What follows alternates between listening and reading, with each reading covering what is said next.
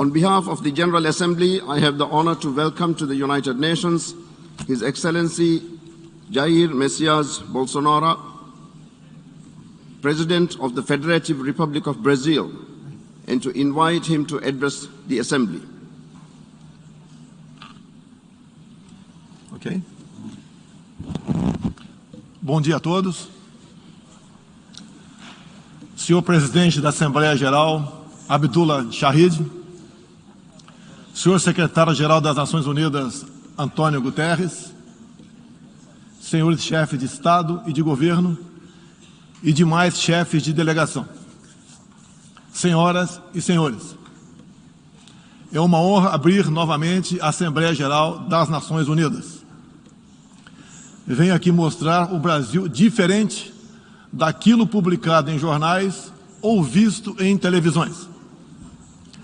O Brasil mudou e muito depois que assumimos o governo em janeiro de 2019. Estamos há 2 anos e 8 meses sem qualquer caso concreto de corrupção. O Brasil tem um presidente que acredita em Deus, respeita a Constituição, valoriza a família e deve lealdade ao seu povo. Isso é muito. É uma história da base se levarmos em conta que estávamos à beira do socialismo. Nossas estatais davam prejuízos de bilhões de dólares no passado. Hoje são lucrativas. Nosso Banco de Desenvolvimento era usado para financiar obras em países comunistas, sem garantias. Quem honrava esses compromissos era o próprio povo brasileiro. Tudo isso mudou. Apresento agora um novo Brasil, com sua credibilidade já recuperada diante do mundo. O Brasil possui o maior programa de parceria de investimentos com a iniciativa privada de sua história. Programa que já é uma realidade e está em franca execução. Até aqui foram contratados 100 bilhões de dólares de novos investimentos e arrecadados 23 bilhões de dólares em outorgas. Na área de infraestrutura, leiloamos para a iniciativa privada 34 aeroportos e 29 terminais portuários. Já são mais de 6 bilhões de dólares em contratos privados para novas ferrovias. Introduzimos o sistema de autorizações ferroviárias, o que aproxima nosso modelo ao americano. Em poucos dias recebemos 14 requerimentos de autorizações para novas ferrovias, com quase 15 bilhões de dólares em investimentos privados. Em nosso governo, promovemos o ressurgimento do modal ferroviário.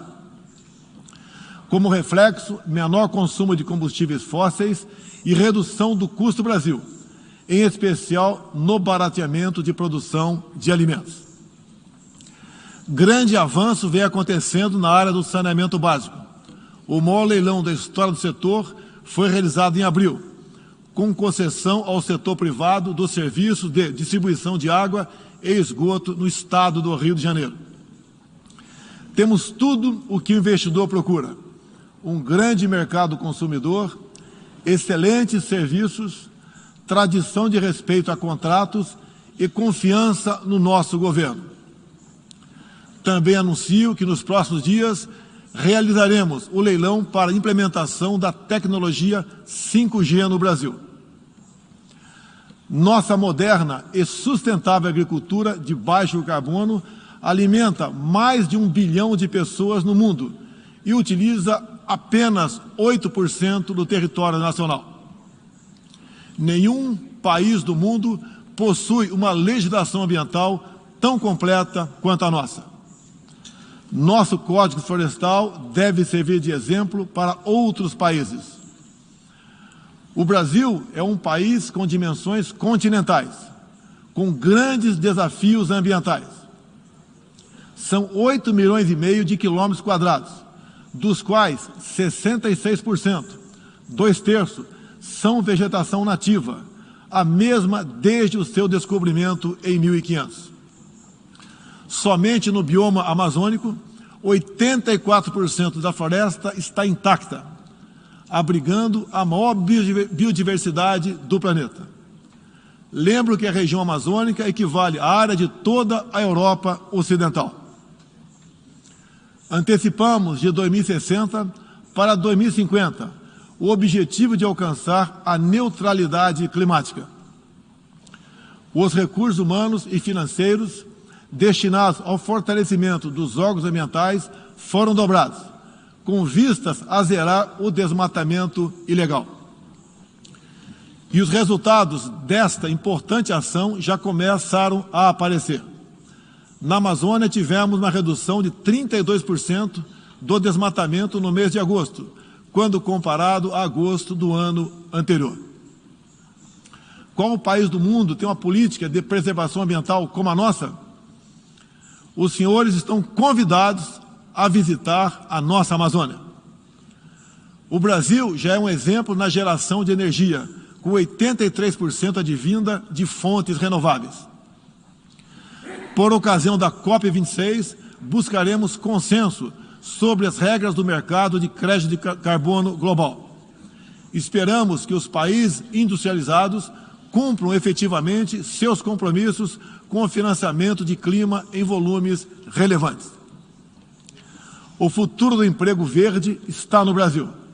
Energia renovável, agricultura sustentável, indústria de baixa emissão, saneamento básico, tratamento de resíduos e turismo. Ratificamos a Convenção Interamericana contra o Racismo e formas correlatas de intolerância. Temos a família tradicional como fundamento da civilização. E a liberdade do ser humano só se completa com a liberdade de culto e de expressão. 14% do território nacional, ou seja, mais de 110 milhões de hectares, uma área equivalente à Alemanha e França juntas, é destinada às reservas indígenas. Nessas regiões, 600 mil indígenas vivem em liberdade e cada vez mais desejam utilizar suas terras para a agricultura e outras atividades. O Brasil sempre participou em missões de paz da ONU, de Suez até o Congo, passando pelo Haiti e Líbano. Nosso país sempre acolheu refugiados. Em nossa fronteira com a vizinha Venezuela, a operação acolhida do governo federal já recebeu 400 mil venezuelanos deslocados devido à crise político-econômica gerada pela ditadura bolivariana. O futuro do Afeganistão também nos causa profunda apreensão. Concederemos visto humanitário para cristãos, mulheres, crianças e juízes afegãos.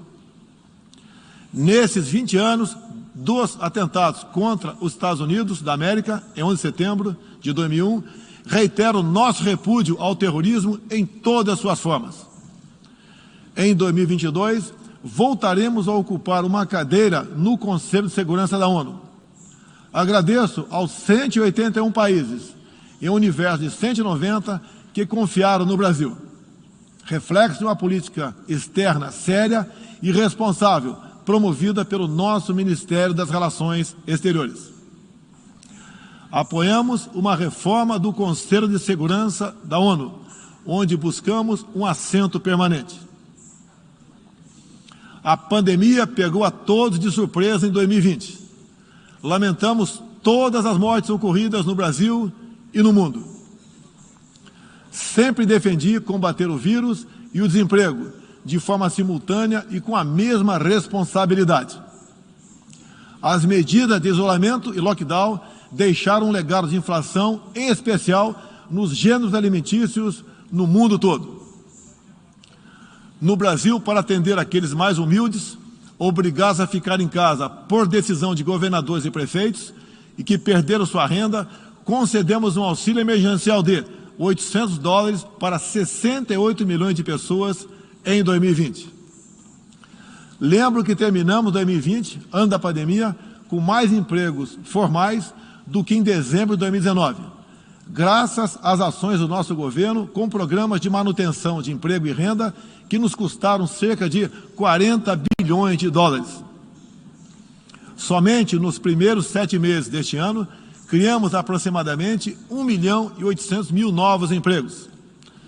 Lembro ainda que o crescimento para 2021 está estimado em 5%. Até o momento, o governo federal distribuiu mais de 260 milhões de doses de vacinas e mais de 140 milhões de brasileiros já receberam, pelo menos, a primeira dose, o que representa quase 90% adulta. 80% da população indígena também já foi totalmente vacinada. Até novembro, todos que escolheram ser vacinados no Brasil serão atendidos. Apoiamos a vacinação. Contudo, o nosso governo tem se posicionado contrário ao passaporte sanitário ou a qualquer obrigação relacionada à vacina. Desde o início da pandemia, apoiamos a autonomia do médico na busca do tratamento precoce, seguindo recomendação do nosso Conselho Federal de Medicina. Eu mesmo fui um desses que fez tratamento inicial. Respeitamos a relação médico-paciente na decisão da medicação a ser utilizada e no seu uso off-label. Não entendemos porque muitos países, juntamente com grande parte da mídia, se colocaram contra o tratamento inicial. A história e a ciência saberão responsabilizar a todos. No último 7 de setembro, data da nossa independência, milhões de brasileiros, de forma pacífica e patriótica, foram às ruas, na maior manifestação de nossa história. Mostrar que não abre mão da democracia, das liberdades individuais e de apoio ao nosso governo. Como demonstrado, o Brasil vive novos tempos. Na economia, temos um dos melhores desempenhos entre os emergentes. Meu governo recuperou a credibilidade externa e hoje se apresenta como um dos melhores destinos para investimentos. É aqui, nesta Assembleia Geral, que vislumbramos um mundo de mais liberdade, democracia, prosperidade e paz. Que Deus abençoe a todos.